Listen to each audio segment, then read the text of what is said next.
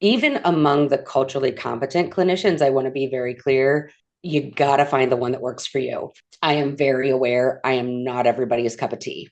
I came from a blue collar working family. I know how important money is. So I'm not going to screw around and keep you here forever. I want to get you in and get you out and get you ready to be able to take on the rest of your life. You know where to find me if something comes up, right? But what happens with that is you got to be mindful. Are you ready for something like that? Because I don't pull punches. I'm brutally compassionate. I'm honest. I'm going to call you on stuff. To me, that is doing you a favor so you don't have to spend so much time trying to like figure it out.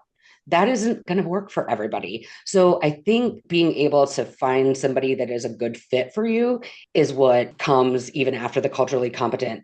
And then everybody's going to do it a little bit different behind that closed door. But first, I need to hear what's going on. Second, I need to come up with a plan that I can tell you about how we're going to address this. And the one thing that I've learned about you all is you want to know the why.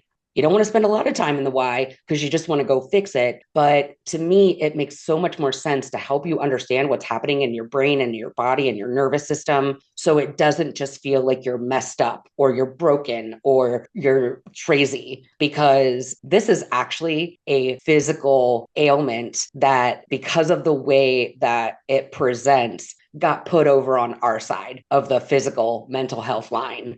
But we've learned we have got to collaborate. So I want you to know what's happening in your brain and body. And I want to be able to use interventions that are going to work. And in my experience, doing the somatic interventions first, where we can start to heal that nervous system injury, make it so much easier. And I can then start talking to you about reframing certain things and how they look.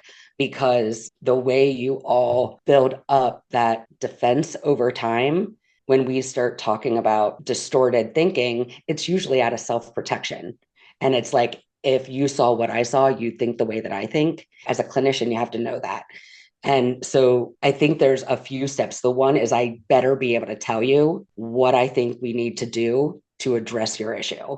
Like, it's not you showing up week after week and telling me, what your cow is, the crisis of the week. Life is going to go on, but we can't get distracted with that because the problem existed before this one thing.